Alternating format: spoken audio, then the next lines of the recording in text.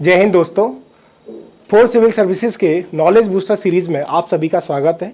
आज की क्लास में हम डिस्कस करने वाले हैं लता मंगेशकर सम्मान या लता मंगेशकर अलंकरण अवार्ड।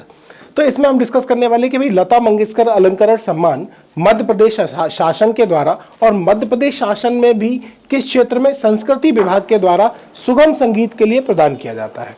तो क्वेश्चन ये बनता है आपका कि भाई लता मंगेशकर अलंकरण अवार्ड किस मंत्रालय के द्वारा दिया जाता है। तो वो हो जाएगा आपका संस्कृति मंत्रालय के द्वारा।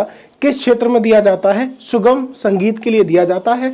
इसकी शुरुआत 1984 में की गई। कब की गई थी बेटा? इसकी शुरुआत 1984 में की गई थी और जिसका पहला सम्मान 1984-85 के लिए नौशाद को दिया गया था। किसको दिया गया था? ये नौशाद को दिया गया था। तो क्वेश्चन बनता है आपका कि भाई लता मंगेशकर अलंकरण सम्मान इसकी शुरुआत कब की गई?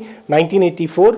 कौन प्रदान करता है? मध्य प्रदेश शासन का संस्कृति विभाग इसको प्रदान करता है।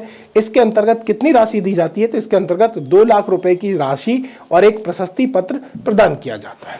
अभी रिसेंटली ये चर्चा में क्यों है? तो क्योंकि अभी 2019, 20 और 21 के लिए 3 लोगों को क्या दिया गया है? लता मंगेशकर अलंकरण अवार्ड दिया गया है।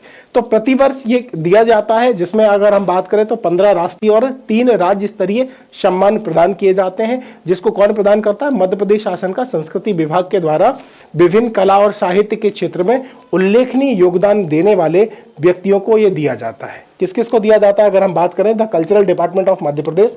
और किसको दिया जाएगा? आपका remarkable contribution in the field of various arts and literature.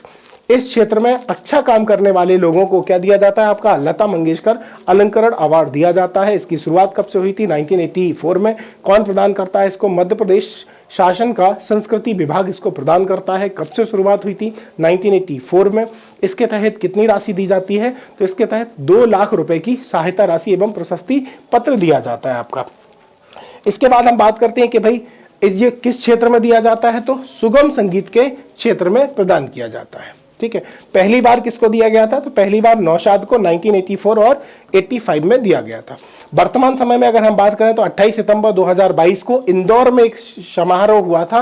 किसकी याद में? लता मंगेशकर की याद में, जिसको बोला गया राष्ट्रीय लता मंगेशकर अलंकरण सम्मान। तो इस समय 2019, 2020 और 2021 के लिए लता मंगेशकर अलंकरण अवार्ड आयोजित किया गया था, जिसमें शैलेंद्र, आनंद मिलिंद और इनको क्या, कुमार शानू, इनको क्या दिया गया है? लता मंगेशकर अलंकरण अवार्ड प्रदान किया गया है।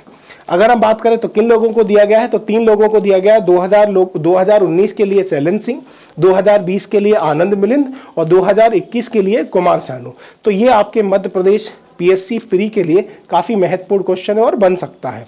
क्या कि 2019 में किसको दिया गया है आपका?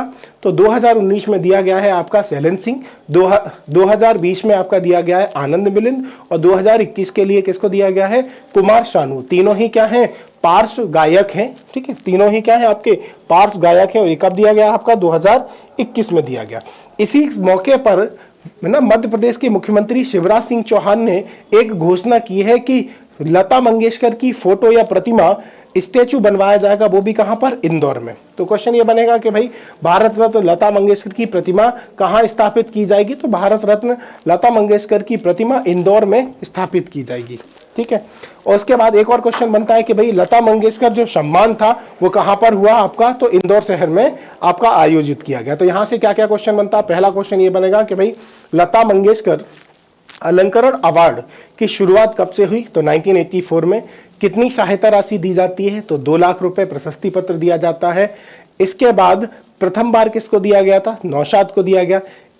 इसको कौन प्रदान करता है? तो मध्य प्रदेश शासन का संस्कृति मंत्रालय।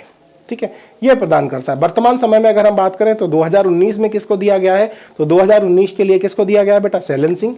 2020 के लिए किसको दिया गया है? आपका आनंद मिलिंद। और 2021 के लिए किसको दिया गया है? आपका कुमार शानू।